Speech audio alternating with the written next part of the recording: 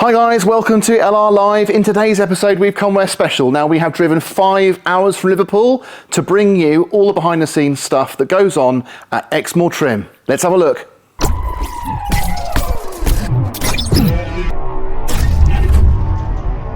This is our Exmoor Trim Defender 110 with our brand new 5-door soft top conversion on it.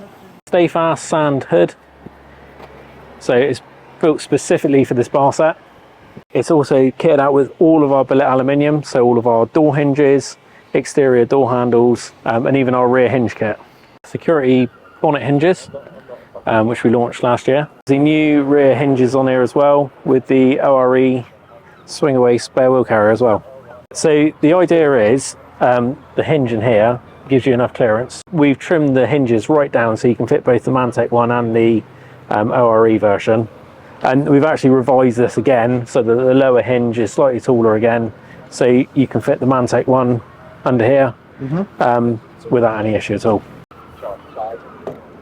Filled with all of our top of the range bespoke leather vault interior, so along with our Evander woodroom steering wheel and our interior black anodized door hinges and handles. Premium Pumas in the front, premium second rows filling the second row out, all individually folding, and then our lock and fold seats in the rear, fully carpeted. So in the front as well is our defeater matting system. This is the defeater matting system. The specific one is for the R380. Obviously 3-piece kit, so you got your foot pieces, the tunnel as a single piece. Nice thick solid polyurethane, 100% polyurethane, as opposed to a mix. So it's very tough, durable, doesn't tear or split like a lot of other systems do. Also you get the whole seat box as a section as well. Yeah, so my name's John Pettinger. I'm Technical Director here at Exmoor Trim. I've been working here now since 2015. So my role basically encompasses a lot of the new product development. One of the key areas I've been working on over the last few years is the introduction of CNC manufacturing. As you can see here behind me, this is some of the blanks. Yeah, this is the raw material as it comes in. We basically have everything pre-cut. So each material is for a different component. So if I say you've got it's a gear knob, that'll be high-low range shifter. These will be steering wheel, small steering wheel bosses, large steering wheel bosses, centre caps, door hinges. So we go through multiple iterations of parts. We're quite fortunate we've got a good team of ambassadors that we work with that can test parts for us. We can send them out and they'll give them a good beating. And then we get a lot of really good customer feedback, and we do make changes. The nice thing we're doing it all in-house is if something we decide after 6 months we want to change something, we can do it there and pretty much on the fly. So Paul is then, he's just going to swap this setup over. So it's run, we've got the finished parts there. Basically when the parts come out of the machine, you'll see they've got a slight texture to the machining marks on there. And we've got an aqua blasting machine down there, which basically shot blasts the surface and smooths all those machine marks out. Okay. We then send them out to a company that anodize them for us. That's the one part that we don't actually do in-house. I mean, we never expected to be quite so much growth as there has been, but the demand is massively there. We work with a lot of vehicle builders and they're very keen to have our complete vehicle set. So they put hinges and handles on the whole thing, so it's a matching kit. I mean, we're quite efficient in our manufacturing, but they are time-consuming parts to make. There's a lot of processes, particularly things like the door hinges. You've got 8 components on a door set, multiple operations on each of those components. So there's an awful lot of work goes into actually making them. This is your finished part, and this is the one of the hinge parts to the lock box. Yeah. So again, you're starting with a solid billet in operation 1. So that takes away the vast majority of the material, drills and reams the hinge hole. Then we flip over for op 2, where we machine off the back. So that takes this part where we're holding on the bottom. Yeah. Operation 3 then lays it over on its side, or on its back rather, to take the pocket out the back and put the tapped holes in. And then we tow over to operation 4, where it stands up and it adds all the radiuses and just finishes that nice finished detail on that top corner there. So for every time we run a cycle, you get 1 complete pair. So we take those out, we'll put a fresh one in on the end. So this machine's basically, it's kind of like a grip blaster, but it's water and a glass media. It's just about abrasive enough to take the machine marks out without damaging the actual tolerances or removing the tolerance of the part. So it just gives us a nice smooth finish and a slightly matte finish. So when they go off for anodizing, you just get that really nice sort of satin black. So we're at the beginning of the process. This is where we're cutting all the materials. So for instance, on here we've got sand stay fast, which is being cut for a hood. So machine here takes the material, will punch holes, draw lines, and also cut the material out into the various shapes. As you can see on the screen there, it's got the pattern running. All these panels will then be taken off the machine with each lay and packed up into the little black trays over there, ready to go up to the trimming and sewing departments, depending on where they're going to. You don't get the 50, 60 year lifespan that you got from original canvas, because a lot of fluids and substances they treated the canvas with to prolong the lifetime have been banned. So your lifespan now is about 3 to 5 years with canvas. This is stay fast, obviously parts of a hood, stay fast XS hood. It's quite a bit more modern than canvas. It's a lot longer lifespan. You're looking at sort of 10 to 15 year lifespan. Really? As opposed to the 3 to 5 of canvas. It is a modern material, so it's 2 layers of classic material, sandwiching a layer of neoprene. So it's completely waterproof, it's a lot more rugged, a lot more resistant to cuts, tears, and just general wear overall. What about the shrinkage issue you get with some of the old absolutely. So this is a stable material, so there's no shrinkage with it. Brilliant. The only thing you will see is it slightly relaxes. So we make our hoods to be tight when you fit them first of all, and as they go through their lifetime, they will eventually settle. This does all of our materials, so like seat covers, carpets, and things like that. On here at the moment, we're cutting the carpet sections. So we've got like the rear footwell and everything like that.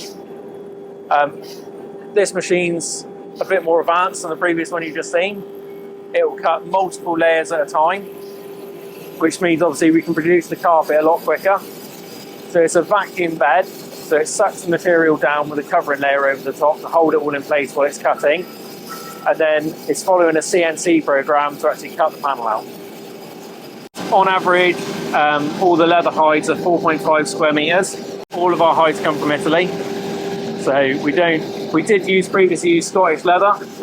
Unfortunately, the number of flaws in the leather and barbed wire and things like that meant we had to cut out a lot of flaws in the material itself. In Italy, they didn't use barbed wire, so the hides are predominantly a lot better than anywhere else in the world. So what this machine's doing here is there's a camera at the top, and that actually photographs the hide itself. And then we go through the hide, identify any flaws on the hide. So for instance, on here, there's a little chalk mark around a little flaw. The machine then identifies those areas not to cut in, so it doesn't tessellate any of the parts or nest them onto the hide. It then auto nests all the panels that we need in that cut to go onto it, and then we'll cut it out. Previously, we used to do it by hand on the aeronaut to the right. That used to take about 40 minutes per hide. This will do it in about 4 minutes. Probably the rarest thing in here is things like the Matador, red leathers. So they're an older colour. Things like this. This is our antique chestnut. Okay. That's really popular. We match with our Harris tweed. It's got this mottled effect in the actual leather itself. These browns and tans, the saddle tan like this, and the county tans. These are the very, very popular colours, especially in the US. Yeah. This is, I'll try and get to the end so you can have a look at it. Oh, wow. So that is the original antique bronze carpet for a Range Rover Classic. Okay, so did you find that, or did you get it produced? Remanufactured specifically for the Range Rover. Yeah. But no, it's original, that's the thing. It's got the long, deep pile on it. Yeah. Like, it just screams 70s, doesn't it? Mustard car. Yeah. So this is our GT CNC embroidery machine. So what this is doing is basically following a CNC pattern, so computer numerical control pattern of the actual design to be sewn onto the panels, which we then cut out and sew on our seat covers. So that's a panel that's been CNC embroidered on Juki. and then we trim out the actual panel itself, ready to be sewn together. The difference on these is rather than having a cut, we have the little angle in the stitching to join the panels, and then that's what will create effectively your final cover with that sort of very distinctive sort of semicircles on the side.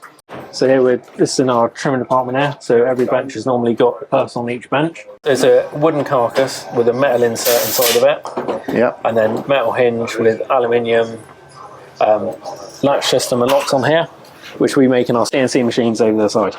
Other benefit of this is you get a USB and USB-C charger on it, which you just plumb straight in and piggyback off the cigarette lighter. So as we saw earlier with the anti-chestnut, with that nice mottled finish on it, leather matched with the Harris tweed from the Isle of Harris, where it's hand woven, onto one of our premium second row seats. So it's interesting, they don't put the eyelets in then until it's all assembled? Until it's all assembled, yeah, because you never know exactly where the cover's going to sit once you finish trimming it until it's on. So it's always best to leave that until the very last moment. This is effectively the new urban seat, so it's something that's sort of an in between the standard modular and the premium Puma. So it's an all-in-one back with a bit more bolster both on the base and the back, but not to the extremes of what the modular currently has. The idea was to basically give us something in between the standard Defender and a premium seat, effectively. This is the redesigned modular seat. We've changed it by making it into one-piece foams rather than separate foams. This will allow it to be made into retrim kits in the future, rather than the previous one where we weren't able to be retrimmed. Okay, so this is a product that we are imminently about to launch, which is our new tonneau bar sets. So it's PVC cover over the top of a galvanised bar set. Any water runoff will come off the back of the vehicle. One of the things we did struggle with our other tonneau cover, because it just sits on a P-track which finishes here, you can occasionally get water ingress in the corners. So this is far better system. Nice thing with it is you can actually roll it up as well and tuck it back underneath the bar, so you haven't got to take the whole thing off, and you can roll it back and literally just lift the bars out if you want full access. Yeah, so black sand and khaki initially. So we're going with PVC just because it's a bit more utilitarian. We may well offer, if any people are interested, an upgrade, sort of stay fast, premium option. So if you watch the video fairly carefully, you'll notice there were quite a few little details in there of new products that are either very recent or just coming out. Notably one being the modular seat, the new version. And the way they've done that is really interesting because they've taken the existing sort of foam set and they've changed it with some modular headrests that encompass the whole seat in one trim. So it's just interesting to see how they're working with that. I was really interested to hear about the details on the canvases because obviously I'm a big fan of the soft top Defender, and to learn that the old canvases would have a shelf life of 40 to 50 years and now it's 3 to 5 years was incredible, just because so many products and materials and chemicals have been banned in production. But little nod to the Stay Fast material that they also produce, which was interesting. I didn't realise that had a shelf life of 15 years. So again, I thought I knew a lot about the products and that particular industry, but I did learn a great deal. So hopefully you picked up a few bits and pieces as well. One thing I didn't get a chance to include in the film, which I can just show you now, was they actually have a really interesting showroom at Exmoor Trim. So if you're going past Exmoor and you want to drop in, you want to buy some product even over the counter, you can do that. But also it's really fascinating to see what they've got in this showroom, because they've got all the old drawings originally from the family that sort of started and founded Exmoor Trim, some of them dating back to when the first ever series vehicles were created. They apparently have a #1, or is it #2 gearbox that's in there on display as well. And they've got a host of garments and licensed Land Rover products, which look really interesting. Some really nice product in there. So if you're into your clothing, your garments, definitely worth having a look and see what they've got to offer. So that's pretty much it. I'm sure there is lots more on the cutting room floor, but hopefully that's given you a really good insight into what goes on at Exmoor Trim and what a fantastic their job of keeping these vehicles alive. So thanks for watching. If you enjoyed it, please do give me a thumbs up, and I'd love it if you could subscribe, and I will catch you on the next one.